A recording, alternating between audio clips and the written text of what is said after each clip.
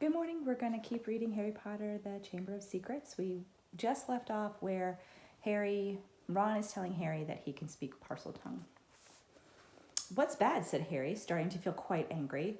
What's wrong with everyone? Listen, if I hadn't told that snake not to attack Justin... Oh, that's what you said to it? What do you mean? You were there. You heard me. I heard you speaking Parseltongue, said Ron. Snake language? You could have been saying anything. No wonder Justin panicked. You sounded like you were egging the snake on or something. It was creepy, you know. Harry gaped at him. I spoke a different language? But I didn't realize. How can I speak a language without knowing I can speak it? Ron shook his head. Both he and Hermione were looking at as though someone had died. Harry couldn't see what was so terrible. Do you want me to tell me what's wrong with stopping a massive snake from biting off Justin's head? He said. What does it matter how I did it as long as Justin doesn't have to join the Headless Hunt? It matters, said Hermione, speaking at last in a hushed voice, because being able to talk to snakes was what Salazar Slytherin was famous for. That's why the symbol of Slytherin House is a serpent. Harry's mouth fell open. Exactly, said Ron. And now the whole school is going to think that you're his great-great-great-great-grandson or something. But I'm not, said Harry, with a panic he couldn't quite explain. You'll find that hard to prove, said Hermione. He lived about 1,000 years ago. For all you know, you could be.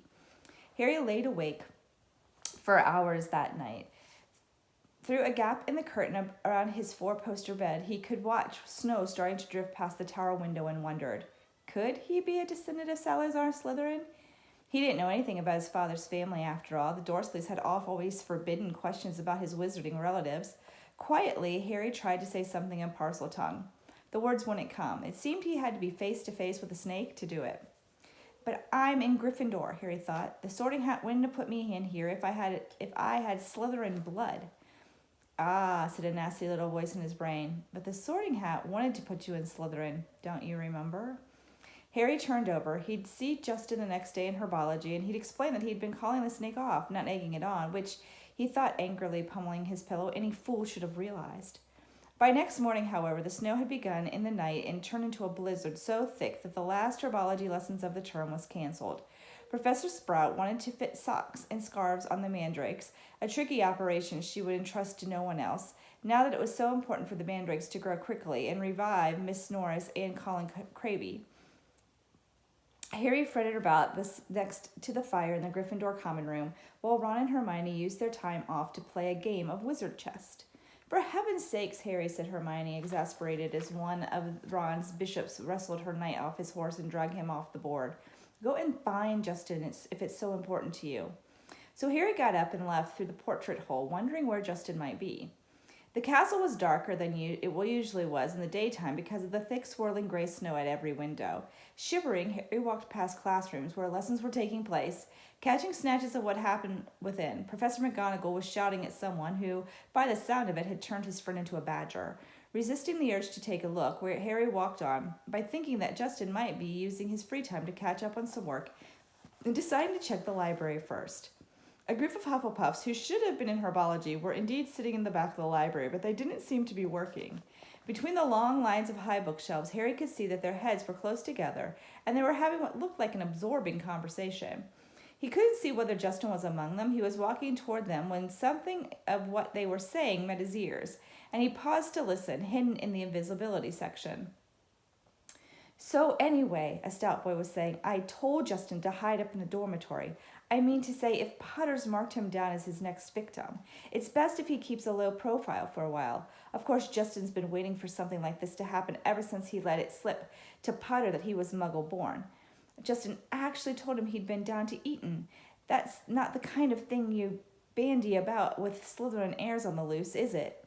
You definitely think it's Potter then, Arnie? Said a girl with blonde pigtails anxiously.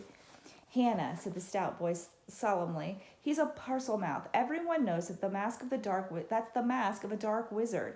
Have you ever heard of a decent one who could talk to snakes? They're called Slytherin himself. They called Slytherin himself Serpent Tongue. There was some heavy murmuring at this, and Ernie went on. Remember what was written on the wall? Enemies of the air beware. Potter had some sort of run-in with Filch. Next thing we know, Filch's cat's attacked.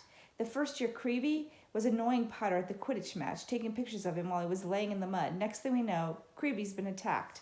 He always seems so nice, though, said Hannah uncertainly. And, well, He's the one who made you-know-who disappear. He can't be all that bad, can he? Ernie lowered his voice mysteriously. The Hufflepuffs bent closer, and Harry edged nearer so he could catch Ernie's words. No one knows how he survived that attack by you-know-who. I mean to say, he was only a baby when it happened. He should have been blasted into smithereens. Only a really powerful dark wizard could have survived a curse like that. He dropped his voice until it was barely more than a whisper and said, That's probably why you-know-who wanted to kill him in the first place. Didn't want another Dark Lord competing with him. I wondered what other powers Potter's been hiding. Harry couldn't take any more. Clearing his throat loudly, he stepped out from behind the bookshelves. If he hadn't been feeling so angry, he would have found the sight that greeted him funny. Every one of the Hufflepuffs looks as though they had been petrified by the sight of him, and the color was draining out of Ernie's face. Hello, Harry. Hello, said Harry. I'm looking for Justin Fitch-Fletchery.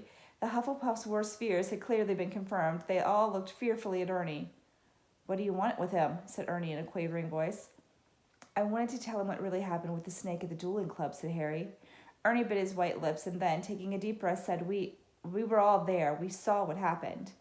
Then you noticed that after I spoke to the snake, it backed off, said Harry. All I saw, said Ernie stubbornly, though he was trembling as he spoke, was you speaking Parseltongue and chasing the snake toward Justin. I didn't chase it at him, said Harry, his voice shaking with anger. I didn't even touch him.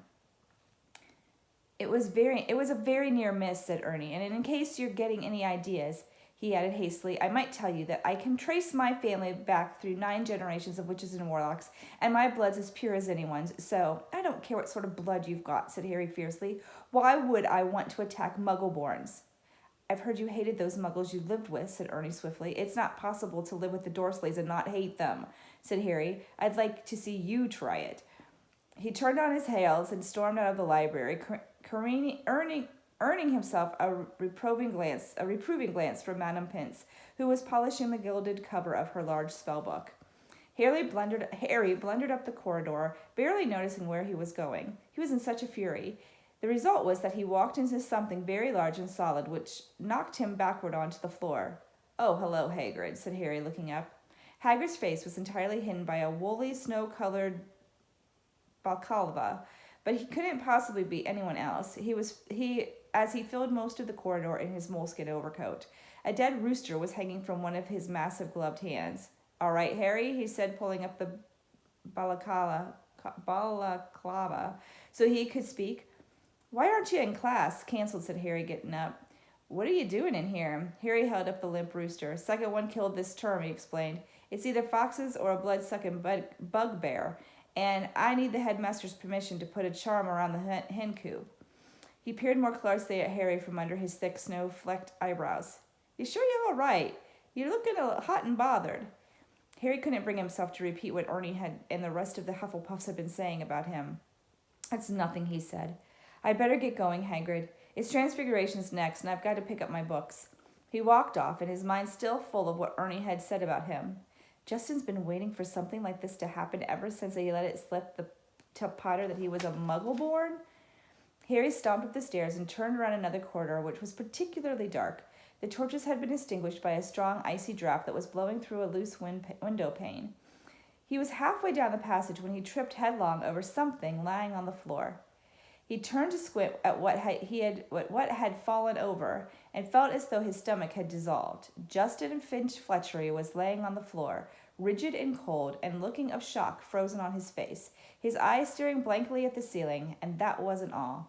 Next to him was another figure, the strangest sight Harry had ever seen. It was nearly headless Nick, no longer pearly white and transparent, but black and smoky, floating immobile and horizontal 6 inches off the floor.